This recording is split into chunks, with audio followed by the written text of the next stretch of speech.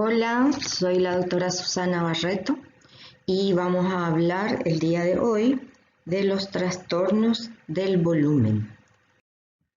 Vamos a recordar un poquito que nuestro organismo está compuesto en un 60% de nuestro peso corporal en hombres y 50% de mujeres de agua. Que la distribución corporal de esta agua es en el líquido intracelular el 2/3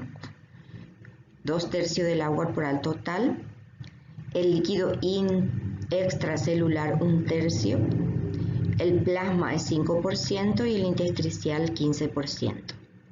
En el intracelular el catión más frecuente es el potasio y en el extracelular el sodio y el anión es cloro y bicarbonato. Esta agua de nuestro organismo está en constante movimiento. Del líquido intersticial al plasmático, del plasmático al intersticial. Y esta debe mantenerse en valores estables para poder realizar el organismo toda la homeostasis, tanto el anabolismo como el catabolismo celular. Recordemos que el niño tiene un gran porcentaje de agua, en un 83% de su cuerpo es agua. El varón, edad media, 60%, y la mujer, edad media también, 50%. La obesidad va a hacer que tengamos menos agua, y los ancianos también. Entonces, una persona que está en sobrepeso va a tener, dependiendo de su índice de masa corporal, solamente el 30% del agua. Todo este sistema de balance de agua se da por un ingreso y egreso. Es decir, para mantener la cantidad de agua constante en nuestro organismo necesitamos ingerir agua. Normalmente el ingreso se ve sobre todo por vía digestiva, o sea, aproximadamente 1600, de acuerdo a la cantidad, eso es variable, ingerimos líquido. La comida, aunque esta comida sea seca, igual tiene una pequeña cantidad de agua que varía en 100, 200 o 500 ml. Y el metabolismo en sí, o sea, el metabolismo sobre todo de los hidratos carbono, produce 200 mililitros de líquido por día.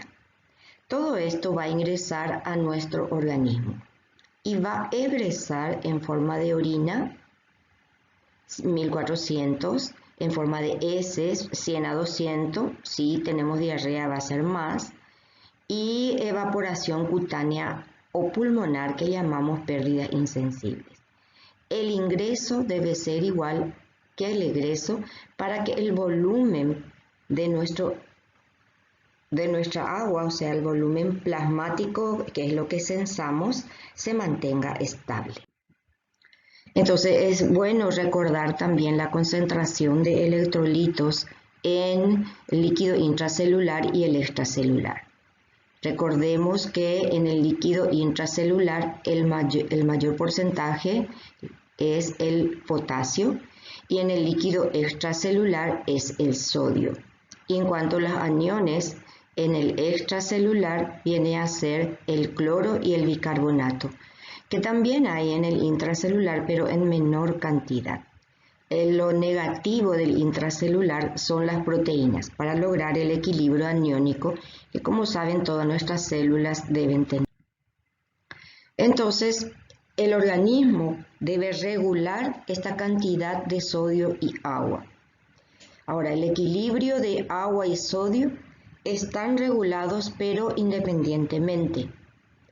Y existen unas vías específicas que están diseñadas para que no existan grandes cambios tanto en la osmolaridad plasmática como en el volumen circulante eficaz intravascular. La osmolaridad plasmática está determinada principalmente por la concentración de sodio en plasma, porque es el catión más frecuente que hay en el extracelular. Ahora, el mantenimiento del equilibrio de agua se logra por medio de la osmorregulación y tienen que ver la hormona antidiurética y la sed, que tienen un umbral de liberación. La ADH es de 280 a 285 y el ACET se pone de manifiesto cuando la osmolaridad está en 290 a 295. Entonces, la osmorregulación. ¿Qué controla la osmorregulación? La osmolaridad plasmática. ¿Cómo lo controla? Por unos sensores que son muy importantes, que son los osmorreceptores hipotalámicos. ¿Y cómo actúa, vamos a decir, estos osmorreceptores como efectores? Liberando dos situaciones. Una es la hormona antidiurética, que va a retener agua, y otra es la sed, va a estimular la sed, que es lo que nos va a dar ingreso de agua.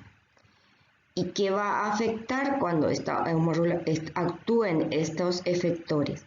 Va a afectar, por un lado, la osmolaridad plasmática, porque mientras tengamos ADH, la orina va a estar concentrada, se va a retener agua. Y la sed, que va a hacer la ingesta de agua. Entonces, lo que sucede para balancear este ingreso y egreso de líquido y de agua, tenemos en cuenta nuestra osmolaridad plasmática.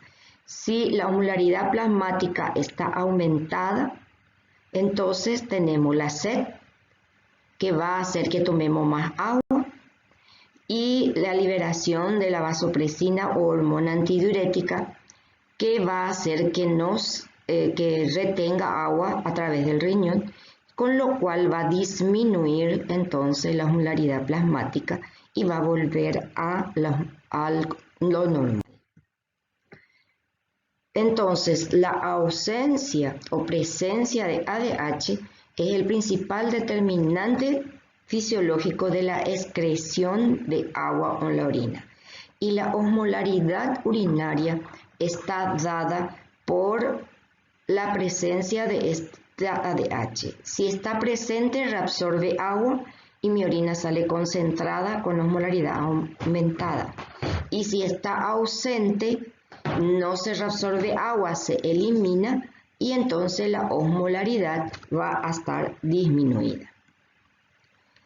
¿Dónde actúa la ADH? Actúa en los túbulos colectores para permitir la reabsorción de agua, independientemente del sodio. O sea que yo puedo tener mucho sodio en mi orina, pero poca agua, porque lo que va a determinar que tenga poca o mucha agua en los túbulos colectores no es el sodio, sino es la cantidad de ADH que reabsorbe agua. El incremento de la permeabilidad al agua en el túbulo colector está entonces inducido por la ADH, que va a sus receptores en las células tubulares y abren los canales de acuaporina, principalmente en las células principales, y entonces la hiperosmolaridad del riñón va a hacer que se reabsorba agua. En cambio, el volumen está regulado por otros sensores, que controla entonces, lo que se controla es la perfusión tisular efectiva, la cantidad de sangre que está en el lecho arterial y que va a llevar oxígeno a los tejidos. ¿Cómo se sensa? A través de la mácula densa, que ustedes saben se encuentra en el riñón, entre la arteriola aferente y eferente. También tiene un sensor a nivel de las aurículas y también en el seno carotídeo. ¿Y cuáles son sus efectores? Son la mácula densa va a hacer que la renina, angiotensina, aldosterona se libere en caso de flujo sanguíneo disminuido, hipotensión arterial. El péptido natriurético auricular va a ser liberado cuando hay una hipervolemia, es decir, cuando hay aumento de líquido y esto distiende las paredes auriculares.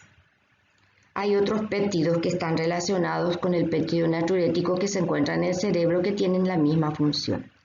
La noradrenalina, porque va a ser estimulada el sistema nervioso simpático, y la hormona antidiurética también en caso de hipotensión, o sea, de disminución importante del flujo sanguíneo.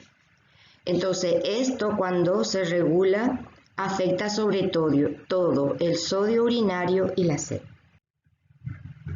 Entonces, en conclusión, la regulación de los líquidos corporales van a depender de estos dos sistemas, de los receptores de volumen venoso o en el corazón, que va a tener una respuesta neuroendocrina, estimulación del sistema nervioso autónomo, sobre todo el simpático, con liberación de catecolaminas, la renina, angiotensina, aldosterona, que su efecto va a ser sobre el riñón y lo que va a hacer es modificación del filtrado glomerular, reabsorción de sodio y agua, cuando nuestro volumen está disminuido. Y el otro sistema son los hormoreceptores, que se encuentran normalmente en el sistema nervioso central. También tiene una respuesta neuroendocrina dada por la hormona antidiurética por un lado y estimulando el centro de la sed por el otro. Esto también actúa a nivel del riñón como órgano efector y produce reabsorción de agua libre y concentración de la orina por esa razón. Ahora, tenemos que recordar cuáles son las hormonas que regulan el balance hidroelectrolítico, porque estas son las hormonas que van a estar alteradas cuando se altera nuestro volumen. La ADH, que es el estímulo para su secreción, es la hiperosmolaridad o la hipotensión arterial, y el efecto es la reabsorción de agua. La angiotensina 2, que su estímulo suele ser la hipotensión o la hipovolemia, porque la hipovolemia nos da hipotensión, y produce reabsorción de sodio y agua. La aldosterona también reacciona a la hipotensión y también produce reabsorción de sodio y agua. Y el péptido natriurético auricular, que es el único que reacciona a la elevación de la presión arterial o a la hipervolemia, que generalmente van en conjunto, y produce eliminación entonces de sodio y agua. Ahora, ¿qué es lo que mide? ¿Cómo regulamos nuestro volumen? ¿Qué le dice a estos sistemas efectores que están disminuidos o aumentados? Y es lo que se llama el volumen circulante eficaz, que es el llenado del lecho arterial. O sea, la cantidad de sangre que se encuentra en el sistema arterial. Eso es el determinante de la excreción renal de agua y sodio. En un varón de 70 kilogramos, este volumen es aproximadamente 0,7 litros. O sea, 25% del volumen extracelular está en el espacio vascular, 3,5 litros. Pero solo el 20% de esto, es decir, 0,7 litros o 700 mililitros, está en la rama arterial. Y es esta cantidad de sangre, este volumen, lo que llamamos volumen circulante eficaz. Y es esto lo que sensa estos receptores. Y cuando este volumen circulante eficaz está disminuido, el organismo lo sensa como hipovolemia. Y cuando está aumentado, como hipervolemia. Bien, ¿cuáles son los trastornos de los volúmenes? Que va acompañada a veces del trastorno de la osmolaridad, pero no siempre. Tenemos dos grandes trastornos. Uno es la deshidratación, que significa pérdida de líquido normalmente y es una disminución del volumen vascular efectivo. Y el otro es la sobrehidratación, que lo que significa que hay un aumento del volumen vascular efectivo. Hablaremos en primer lugar de la hipovolemia o deshidratación.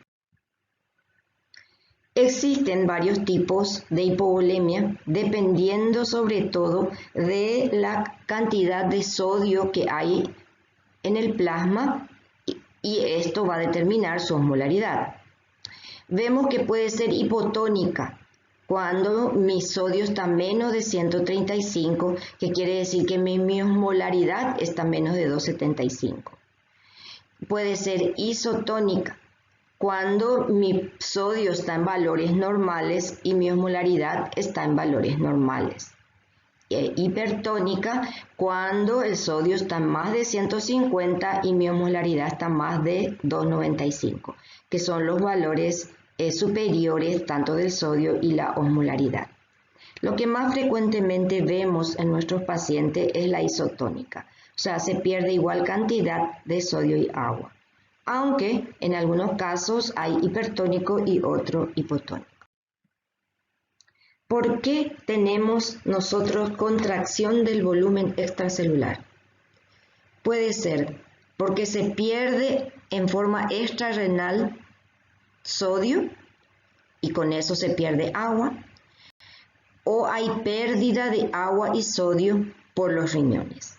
O sea que son, evidentemente, el sodio y el agua van la mayoría de las veces juntas. Entonces, ¿cómo yo pierdo sodio extrarrenal fuera del riñón? Por las vías gastrointestinales, que es la más frecuente, con los vómitos, la aspiración nasogástrica, que es la sonda nasogástrica, los drenajes que a veces se colocan en el intestino y la diarrea. Por la piel y los pulmones en ciertas situaciones patológicas, sobre todo cuando está aumentada la pérdida insensible, ya sea por sudor o por quemaduras. Y también en la hemorragia. La hemorragia es la hipovolemia clásica. Ahora, la pérdida de agua y sodio por los riñones está dado sobre todo por los diuréticos. Los diuréticos son unos fármacos que se utilizan en caso de retención de sodio y agua para eliminar sodio del cuerpo, y al eliminar sodio del cuerpo arrastra agua. Entonces lo que hacen estos diuréticos es inhiben la reabsorción de sodio.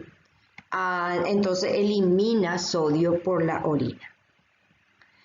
También ciertas situaciones de diuresis osmótica, cuando hay mucha glucosa o mucha urea dentro de la orina por alguna situación patológica, esto va a arrastrar agua. Entonces voy a perder mucho líquido y sodio por la orina. El hipoaldosteronismo. Recuerden ustedes que la aldosterona produce retención de sodio y agua y eliminación de potasio. Entonces es fácil entender que si yo no tengo aldosterona en mi organismo, no voy a resolver sodio y agua y se va a perder por el riñón. Y ciertas nefropatías con pérdida de sodio existen, las pielonefritis crónica, las nefropatías tubulointersticiales, son nefropatías que pierden mucho sodio. Y esto puede ocasionar que el paciente se deshidrate fácilmente. ¿Qué ocurre con nuestro sistema neuroendocrino cuando hay una disminución de mi volumen extracelular? Lo que sucede es que al disminuir mi volumen extracelular, se van a activar esos sistemas reguladores que vimos anteriormente. Por un lado, el simpático, que va a producir vasoconstricción en todas las arteriolas para tratar de aumentar la presión arterial por un lado. También actúa directamente a nivel de los túbulos renales produciendo reabsorción de sodio. Va a estimular la frecuencia cardíaca para aumentar la presión arterial. El sistema renina-angiotensina-aldosterona, que los dos, la angiotensina y la aldosterona, van a producir reabsorción de sodio y agua. Y la angiotensina también es un potente vasoconstrictor. Y estimula también la ADH que va a retener sodio, va a retener agua, como vimos. Entonces, toda esta activación de este sistema regulador va a hacer que exista vasoconstricción a nivel del organismo y también retención de sodio y agua. Entonces, ¿qué es lo que sucede cuando yo tengo una hipovolemia? Hay una reducción del volumen del plasma. Cuando yo tengo poco volumen, disminuye mi retorno venoso, y al disminuir mi volumen, mi retorno venoso, va a disminuir mi gasto cardíaco. Entonces, el retorno venoso se llama precarga. Entonces, si está disminuido mi precarga y mi gasto cardíaco, yo voy a tener una hipotensión arterial. Con estas dos situaciones, poco volumen e hipotensión arterial, se estimulan los vasoreceptores, generalmente en las carótidas o en el callado aórtico, y se va a activar el sistema nervioso simpático. Y también va a haber un hipoflujo renal, y al haber un hipoflujo renal se va a activar, el riñón va a pensar que está, va a estar isquémico y va a activar el sistema renina-angiotensina-aldosterona. El objetivo de toda esta activación es tratar de mantener la presión arterial para sobre todo la circulación coronaria y la cerebral. ¿Qué sucede a nivel del riñón? El riñón es el órgano que regula nuestro volumen de agua y también regula nuestros electrolitos.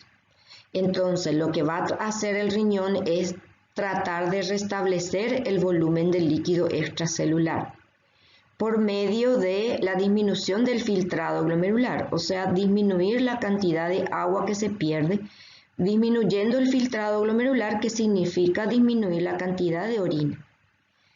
Y también va a disminuir el sodio, porque va a reabsorber a nivel tubular. Al haber una disminución de mi filtrado glomerular, la respuesta de los túbulos renales va a ser una reabsorción de sodio. Entonces mi orina va a tener poco sodio y poca agua. El aumento del tono simpático, como vimos que es una de las respuestas a la hipovolemia, produce, como dijimos, aumento de la reabsorción de sodio a nivel del túbulo proximal.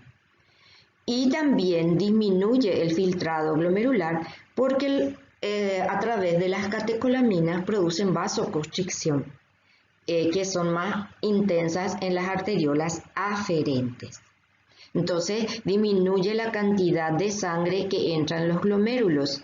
Esto va a hacer evidentemente, al disminuir la sangre en los glomérulos, va a disminuir la presión hidrostática, se va a filtrar menos plasma y va a disminuir el filtrado glomerular.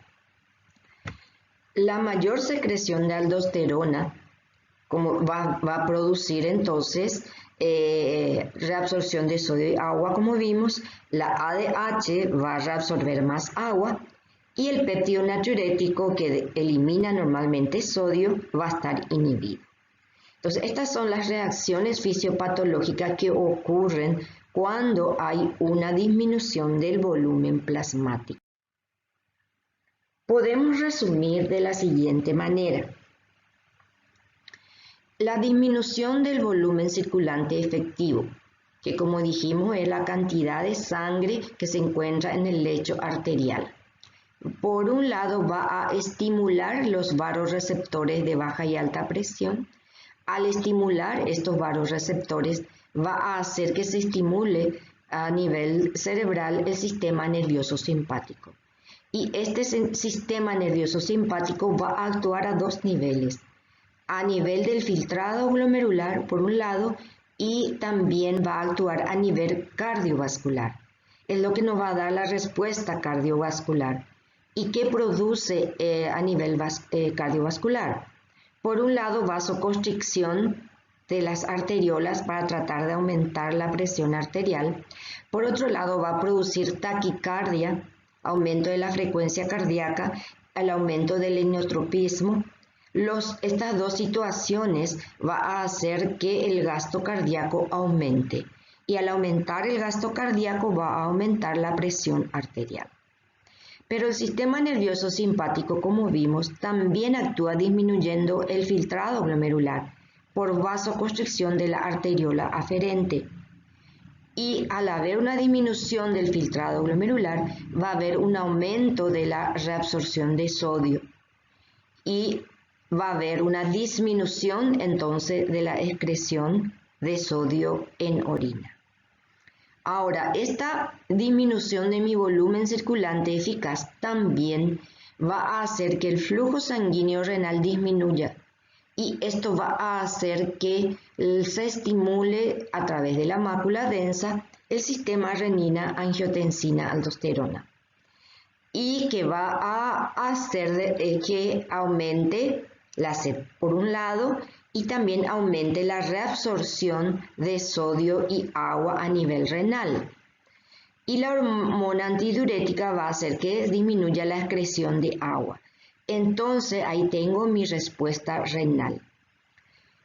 La reducción del volumen extravascular entonces tiene una respuesta cardiovascular y una respuesta renal. La respuesta cardiovascular se va a manifestar clínicamente por taquicardia y aumento de la frecuencia cardíaca, y la respuesta a nivel renal se va a manifestar por disminución de la diuresis, que llamamos oliguria. Entonces, cuando nosotros tenemos reducción de un volumen de orina, podemos tener esas dos causas que vimos.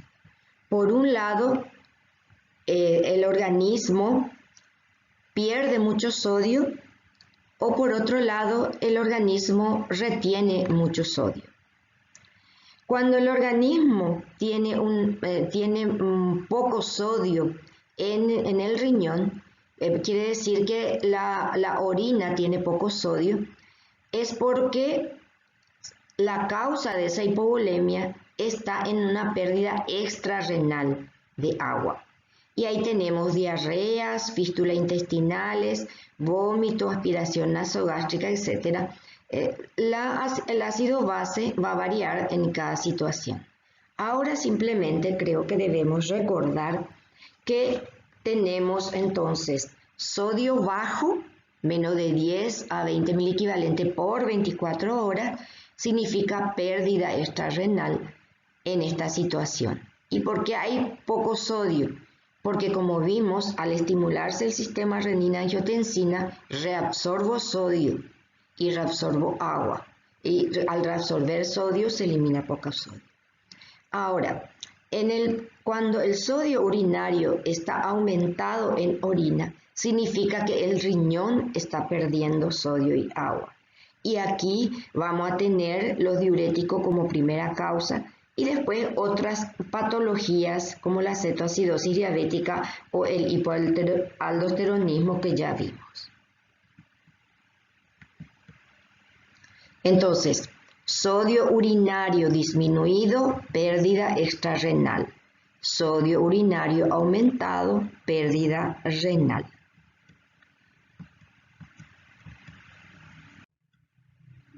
Ahora, clínicamente, ¿cómo se manifiesta esta hipovolemia, esta depresión de volumen? Y va a depender de la intensidad de la depresión, o sea, si esto es leve, moderada o grave. Si yo pierdo poco líquido o pierdo mucho líquido. Va a depender también si eso se instala en minutos, como es una hemorragia, por ejemplo, cuando se rompe un vaso grande, como es en un accidente, o cuando tenemos una hemorragia digestiva, o sea leve y lentamente voy perdiendo el líquido.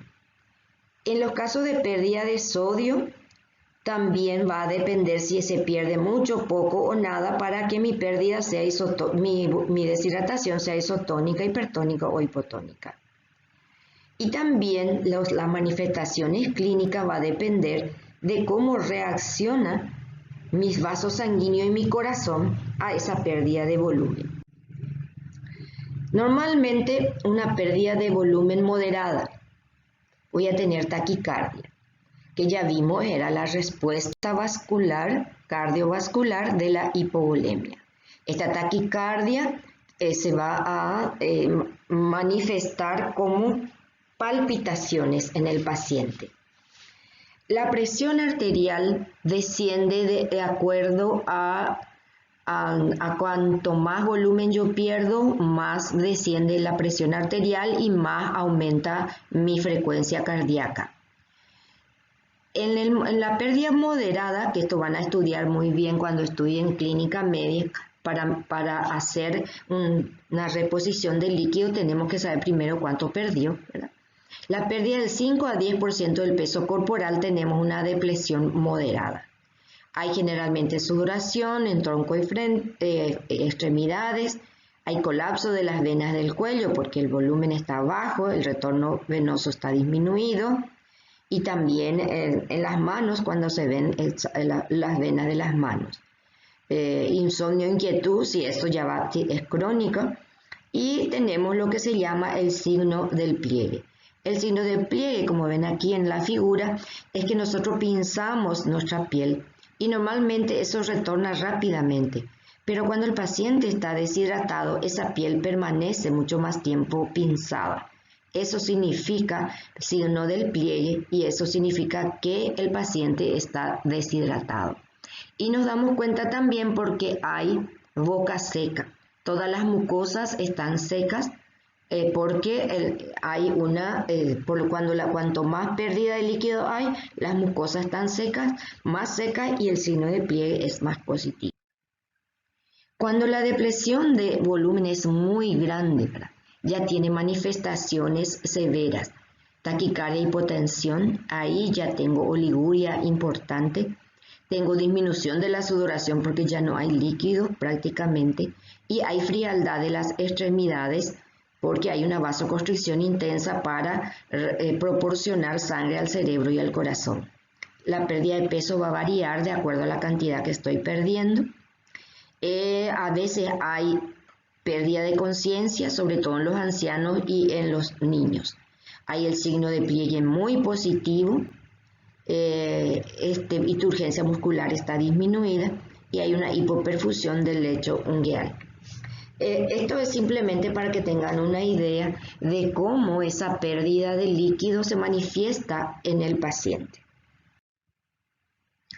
Vamos a ver un ejemplo de una mujer de 58 años que consulta por astenia, mareos al levantarse. Generalmente mareo al levantarse significa que hay una hipotensión postural. Dice tener diarrea de hace 48 horas, ingiere poco líquido y los alimentos porque tiene náuseas, orina poco y de color muy oscuro. Acá, dentro de los síntomas que tiene el paciente, yo ya puedo pensar en la hipovolemia. ¿Por qué? Porque tengo diarrea y vómitos. Pocos vómitos, pero no ingiere mucho líquido, o sea que tengo pérdida de líquido por la diarrea y no ingiere, entonces evidentemente debe estar disminuida. Y ya hace más de un día, hace ya 2 días. Orina poco, otro valor que me dice que tengo poco líquido. Y muy oscura significa que está muy concentrado. En el examen físico tengo una presión arterial baja, 80-60, y un pulso alto, 104 por minuto. Que se acuerdan que tengo la presión baja porque tengo poco volumen y porque mi gasto cardíaco está bajo. Y tengo un pulso aumentado porque al disminuir la presión arterial se estimula el sistema nervioso simpático y esto va a producir aumento de la frecuencia cardíaca tratando de compensar ese gasto cardíaco disminuido. La paciente está lúcida, o sea que no hay trastornos de la conciencia. Hay, sin embargo, la mucosa bucal seca y el signo del pliegue positivo. En el laboratorio vamos a tener un sodio de 138, potasio de 3,8, el sodio está normal, el potasio está en el límite inferior pero normal, cloro de 100, electrolitos normales, la urea está a 100, está un poquito elevada, la creatinina está en 1, que es normal, y en la orina de 24 horas tengo volumen de 400 cc. Eso es muy concentrada, aquí yo sí muy poca cantidad, ya se llama oliguria. Muy concentrada significa que tiene la osmolaridad aumentada y el sodio está disminuido. O sea, tengo 5 miliequivalentes nomás. Acuérdense que menor a 10, entre 10 y 20 era sodio urinario disminuido. Entonces, con esto yo confirmo mi pérdida extrarrenal de líquido. Entonces, aquí lo que debemos contestar es ¿por qué tiene hipotensión arterial la paciente y por qué tiene taquicardia?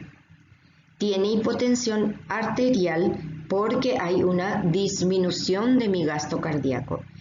Y acuérdense que presión arterial es gasto cardíaco por resistencia periférica. ¿Y por qué está disminuido mi gasto cardíaco?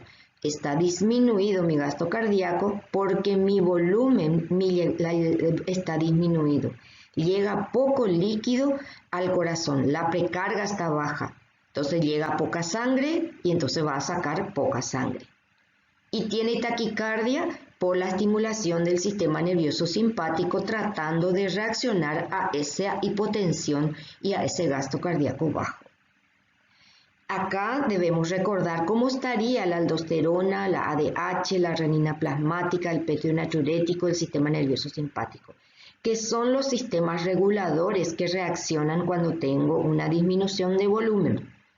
La aldosterona va a estar aumentada para reabsorber sodio y agua, la ADH va a estar aumentada para reabsorber agua, la renina plasmática evidentemente va a estar aumentada porque es la que estimula el sistema renina-angiotensina-aldosterona.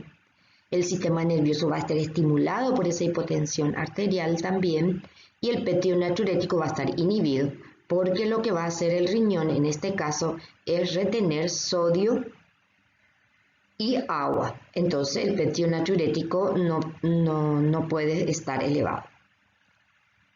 ¿Por qué el volumen disminuido de orina? ¿Y por qué la densidad o osmolaridad aumentada? Tenemos un volumen disminuido de orina porque mi filtrado glomerular está bajo. ¿Y por qué está bajo mi filtrado glomerular? Porque el flujo sanguíneo que llega al riñón está disminuido. Porque yo tengo hipovolemia que me produce gasto cardíaco disminuido y entonces llega poca sangre a mi riñón, por un lado. Y por el otro lado, como está estimulado el sistema nervioso simpático, tiene una vasoconstricción de mi arteriola aferente y eso me va a dar también disminución de filtrado glomerular. Y la disminución del filtrado glomerular me va a dar disminución de orina. Densidad aumentada. Tiene la densidad o la osmolaridad, la misma cosa, aumentada porque tengo una estimulación de mi ADH y mi ADH me va a reabsorber agua para retener la cantidad de agua que necesita el organismo y entonces va a estar muy concentrada mi orina. ¿Y por qué está bajo el sodio urinario? Está bajo el sodio urinario porque hay estimulación del sistema renina-angiotensina-aldosterona que va a reabsorber sodio y absorber agua. Entonces al reabsorber el sodio también estoy reabsorbiendo agua. El riñón está reteniendo el líquido para tratar de compensar esa hipotensión. Entonces, la explicación fisiopatológica de lo que le pasa al paciente es lo que ustedes tienen que entender.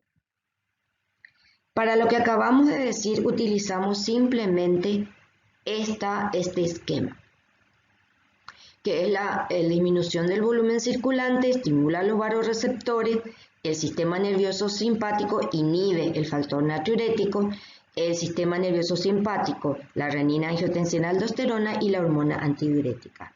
Y todo esto va a tener una respuesta renal con la reabsorción de sodio y agua y también una respuesta cardiovascular con la taquicardia y para tratar de aumentar el gasto cardíaco. Bien, ahora vamos a ver un poquito lo que es la hipervolemia. También en algunos libros, sobre todo en Farreras, lo llaman hiperhidratación. Este aumento significa un aumento del volumen extracelular. El líquido extracelular aumentado, que puede ser que esté aumentado y un volumen efectivo circulante disminuido. El volumen circulante disminuido, acuérdense que es el volumen de sangre que se encuentra en el lecho arterial. Puede tener un líquido extracelular aumentado y el volumen efectivo circulante también aumentado. Entonces, fisiopatológicamente son dos situaciones que necesitan dos tratamientos al final diferentes. Vamos a ver este cuadro en que nos muestra cómo estarían en ciertas situaciones el volumen circulante eficaz, el volumen del líquido extracelular, el volumen plasmático y el gasto cardíaco, que nos explica un poco las alteraciones que vamos a ver en profundidad en un ratito. Entonces, si yo tengo una hipovolemia por vómitos, mi volumen circulante eficaz va a estar disminuido. El volumen del líquido extracelular, que acuérdense, el líquido extracelular significa el plasmático y el intersticial, los dos juntos. El volumen plasmático es disminuido, evidentemente, por la hipovolemia, y mi gasto cardíaco también va a estar disminuido. Cuando yo tengo una insuficiencia cardíaca, porque me está fallando el corazón, tengo un gasto cardíaco disminuido porque el corazón no puede mandar toda la sangre porque hay un problema a nivel cardíaco. Esto me va a dar que el gasto cardíaco está disminuido y mi volumen circulante eficaz está disminuido, pero el volumen del líquido extracelular está aumentado, lo mismo que el volumen plasmático. Porque el riñón acá, como vamos a ver en un ratito, al estar disminuido mi gasto cardíaco, piensa que le llega poca sangre al riñón y él piensa que tiene que retener mucho sodio y agua para que compensar ese hipoflujo que tiene. Pero este sodio y agua realmente aumenta la precarga, pero como el corazón tampoco no puede mandar todo lo que le llega, se va quedando ese líquido en las venas y me va a producir edema en el tejido intersticial. Lo mismo que una cirrosis hepática. Una cirrosis hepática también tiene un volumen circulante eficaz disminuido, pero el volumen extracelular va a estar aumentado por situaciones que vamos a ver que significan una hipoalbuminemia o una hipertensión portal, donde se queda todo el líquido en el abdomen. Entonces aumenta el líquido en el tercer espacio. Yo tengo aumento del líquido extracelular y a veces también del plasmático por la estimulación del sistema renina-angiotensina-aldosterona para tratar de compensar esa hipovolemia del volumen circulante efectivo disminuido, y el gasto cardíaco puede estar normal o no. Entonces existen ciertas situaciones en que hay mucho líquido en el espacio extracelular, en el intersticio probablemente, pero el intravascular está disminuido. Entonces vamos a ver primero el grupo de patologías en el cual el líquido extracelular está aumentado con un volumen circulante efectivo disminuido. Aquí vemos todas las alteraciones que tienen edema, con un hiperaldosteronismo secundario. Es decir, una insuficiencia cardíaca, un síndrome nefrótico, una cirrosis hepática o una hipoalbuminemia grave va a tener todas estas patologías tienen aumento del líquido extracelular a expensa de aumento del líquido intersticial. Tienen edemas en miembros inferiores, en abdomen, que es ascitis, a veces tienen más en el abdomen y menos en miembros inferiores, dependiendo de la situación.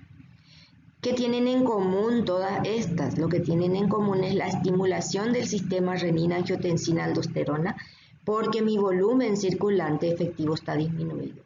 Entonces está estimulado y la renina-angiotensina va a retener sodio y agua y va a aumentar entonces mi cantidad de líquido que va a llegar hacia el corazón, pero por diferentes situaciones, porque acá falla el corazón, aquí porque mi presión coloidosmótica está disminuida, acá también, no puede llegar intravascularmente, se queda todo extravascular.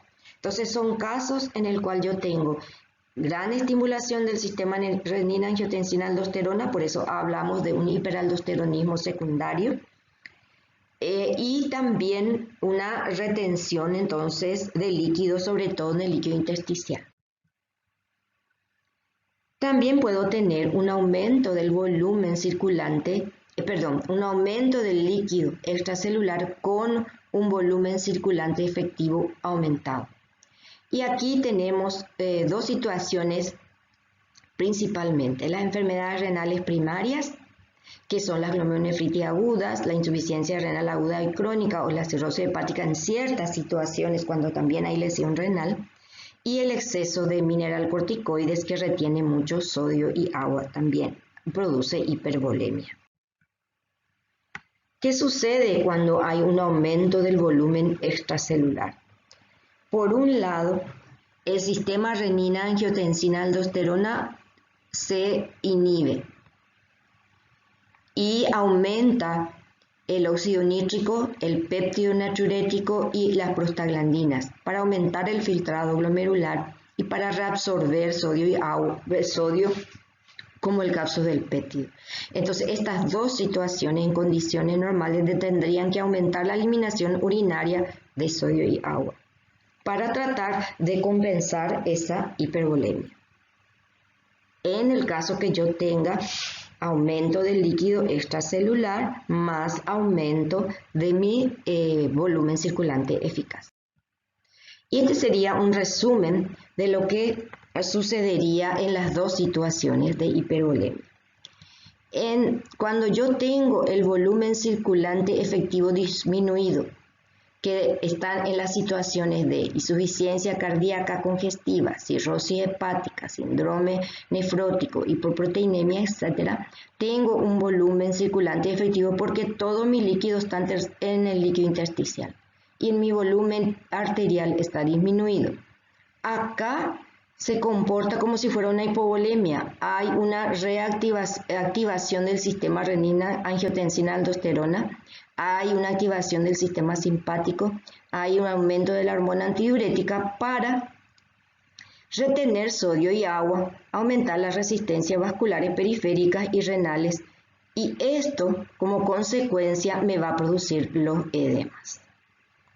En cambio, cuando yo tengo una enfermedad renal primaria, ya sea porque tengo una insuficiencia renal o tengo una glomerulonefritis aguda, me va a disminuir mi filtrado glomerular. En ocasiones hay un transporte primario de sodio, sobre todo cuando en los casos de glomerulonefritis post-estreptocóxica. Hay un aumento de la reabsorción de sodio y hay un déficit en la eliminación del sodio en otras situaciones, lo que va a hacer que mi volumen efectivo circulante esté aumentado. Entonces yo voy a suprimir mi sistema renina-angiotensina-aldosterona, voy a estimular el natriurético y voy a tener también edemas, pero aquí voy a tener edemas con hipertensión arterial, porque mi volumen está aumentado. Acá, en cambio, suelo tener edemas con presión arterial baja. Veamos este ejemplo de historia. Mujer de 60 años con historia de edema de miembros inferiores desde hace 4 meses. Luego se percata de edema de cara y crecimiento abdominal. Tiene un edema generalizado. No tiene insuficiencia cardíaca ni hipertensión. Su presión arterial es normal, su pulso también. Ahora, al examen físico vemos edema de cara, edema de miembros inferiores, UOD. Significa que cuando nosotros comprimimos el miembro inferior a nivel del tobillo, comprimimos en donde tiene el edema, se queda la impresión de nuestros dedos. Eso se llama EGOD. Hepatomegalia es el hígado que está agrandando, ascitis, el corazón y pulmones están normales. En el laboratorio tenemos hemoglobina hematocrito normal, La albúmina está muy disminuida, esto es una hipoalbuminemia. El sodio y el potasio están normal, la urea está más o menos normal, no está tan aumentada. Y en orina tengo una proteinuria de 4 gramos. Es decir, está muy aumentado porque la proteinuria normal, vamos a ver ahora, es de 150 miligramos. El volumen de orina está disminuido, solamente orina 500 cc en 24 de horas por día y una orina concentrada. El sodio urinario está disminuido, entonces con este cuadro clínico a ella se le diagnostica un síndrome nefrótico. El síndrome nefrótico es una patología renal en el cual el riñón pierde mucha cantidad de proteínas y al perder mucha cantidad de proteína tengo una disminución de mi presión oncótica y al tener disminución de mi presión oncótica tengo dificultad para que el líquido que pase al líquido intersticial vuelva al plasmático y entonces tengo edemas. Entonces, primera pregunta para en esta paciente, ¿cómo se encontraría el volumen circulante eficaz? El volumen circulante eficaz está disminuido, pero ¿cómo se encontraría el agua corporal total? El agua corporal total está aumentado. Vimos, está aumentado a expensa del líquido extracelular, sobre todo el líquido que se queda en el líquido intersticial. ¿Y cómo estaría el sistema renina-angiotensina-aldosterona? Estaría estimulada. ¿Por qué? Porque mi volumen circulante eficaz está disminuido y a mi riñón le está llegando poca sangre. Y al llegarle poca sangre, él interpreta que estoy en hipovolemia y va a estimular el sistema renina-angiotensina-aldosterona para retener sodio y agua, para tratar de aumentar ese volumen. El ADH también va a estar aumentado dependiendo de si el paciente está en hipotensión o no, pero generalmente está aumentado. Y el PTO natriurético va a estar disminuido porque tengo un volumen circulante eficaz disminuido. Tengo poco volumen urinario porque mi filtrado glomerular está disminuido, porque tengo un volumen circulante eficaz disminuido. La concentración urinaria está aumentada porque hay ADH y aumenta agua y se concentra la orina. Y el sodio urinario disminuido porque como está estimulado el sistema renina-angiotensina-aldosterona, hay reabsorción de sodio y agua. Entonces está disminuido, se reabsorbe. En este paciente, ¿cuál sería la causa del edema? ¿Aumento de la presión hidrostática o disminución de la presión oncótica? Vimos que en este paciente, como tenemos un síndrome nefrótico que pierde albúmina, tenemos una hipoalbuminemia y al tener una hipoalbuminemia tenemos disminución de la presión oncótica. Y al tener disminución de la presión oncótica, entonces el líquido que sale del líquido capilar, según la ley de Starling, como todos conocen, ya no puede entrar. La presión hidrostática es mayor que la presión coloidosmótica y entonces se queda todo el líquido en el tercer espacio. Esa es la causa del edema en este paciente con síndrome nefrótico. Entonces lo que acabamos de responder a esas preguntas son simplemente lo que tenemos en el cuadro. Es decir, situaciones con volumen circulante efectivo, que son estas patologías, que va a ser activación del sistema renina-angiotensina-aldosterona y va a ser entonces aumento de la resistencia vascular, retención de sodio y agua, disminución de diuresis y edemas. La otra situación no es el de esta historia clínica, pero hay que tener en cuenta para otras situaciones. Bueno, esta parte ustedes pueden leer del libro de Farreras, porque está bastante bien esquemático en ese libro. En el libro de Harrison también pueden encontrarlo, solamente que ahí está más disperso. Así que les recomiendo que lean Farreras.